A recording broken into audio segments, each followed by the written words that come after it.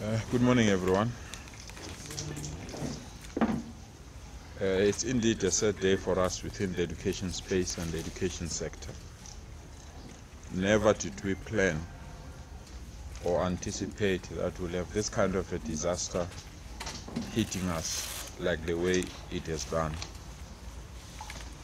I want to firstly take this opportunity to thank all the emergency services, the ward councillor, the ambulances, the local authority, but most importantly, ordinary community members that dropped everything to come to our rescue.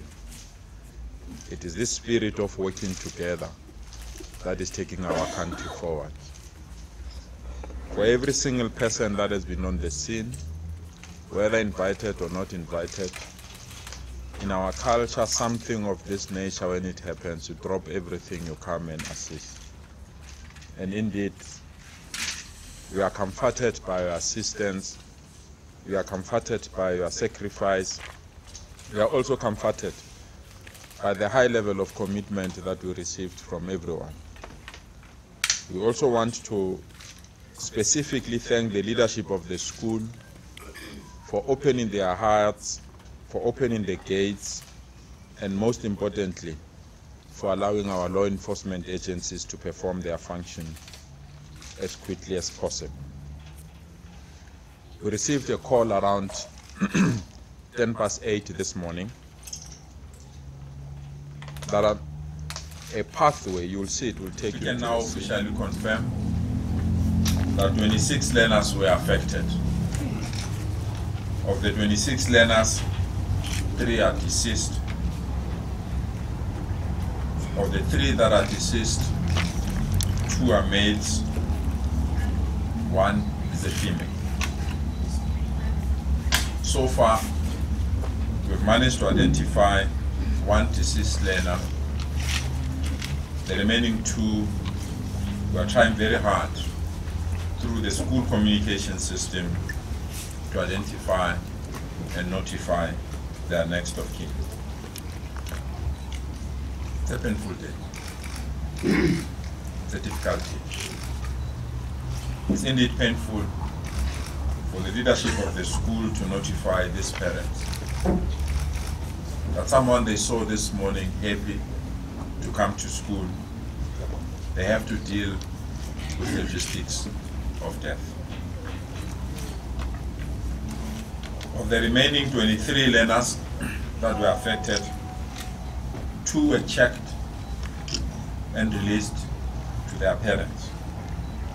The remaining 21 were taken to various hospitals, and we want to provide these details so that the parents and family members can understand where they can go and meet some of these learners. And I want to apologize that I'm going to use the medical language to give you these details.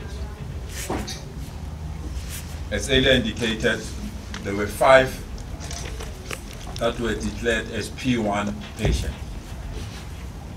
Of those 5 P1 patients, 3 were taken to the Union Hospital by air. 1 was taken to Mill Park with the Halo chopper, and another one was taken through roads, that is Netcare ambulance, to Mfuleni Mediclinic.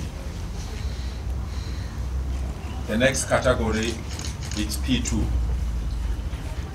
14 learners were identified as P2 patients. 4 were taken through the provincial ambulance services. Of those 4, 2 went to Mediclinic, another one went to Mfuleni Mediclinic, and the last one went to Johan Haynes Clinic. The 8 of the P2 were taken by ER24 ambulances. 6 are currently at Mfuleni Mediclinic, 2 are at Firanateng Mediclinic, and the last 2 are also at Mfuleni Mediclinic. The last category, it's P3.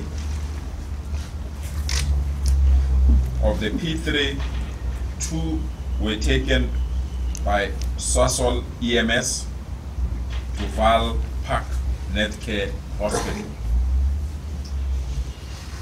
As a department, we immediately dispersed our trauma and counseling services, and subsequent to that, we're joined by religious leaders across the area to provide counseling not only to learners, but to their parents and those that are within the school premises. I want to thank those that took over this function. It was the most difficult function. Very painful, heartbreaking to see our learners in tears, to see the entire school population going through this difficult exercise.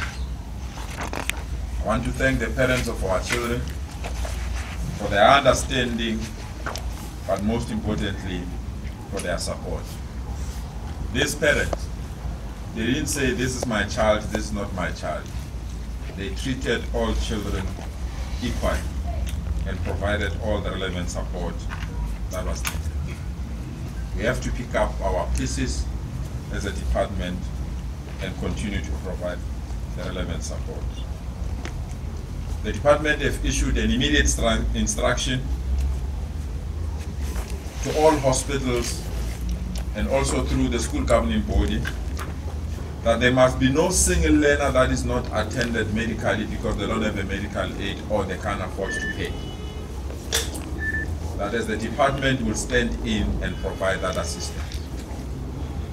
There are learners that have been identified that they didn't have the medical or the financial assistance that was needed for them to be attended to. We have issued that instruction, and that instruction has already been implemented. And all the children are now receiving medical assistance, whether they can afford or they can't afford. And for safety reasons, we've also taken a decision to close the school immediately. That there won't be schooling until further notice, and that we have created a number for those parents that are missing their children to contact us using that particular number. And we've also created another number for those that are injured or those that want general inquiries to use that particular number. I will later introduce the principal, the deputy principal, the mayor, and the police and law enforcement agencies to you so that those particular numbers can be communicated to you. Unfortunately, in this kind of incidents, we have to allow the law enforcement agencies to perform their function.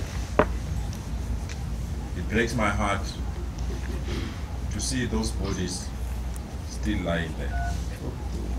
It breaks my heart to see those innocent souls still there. I urge the law enforcement agencies to wrap up their function so that we can release the bodies to their families.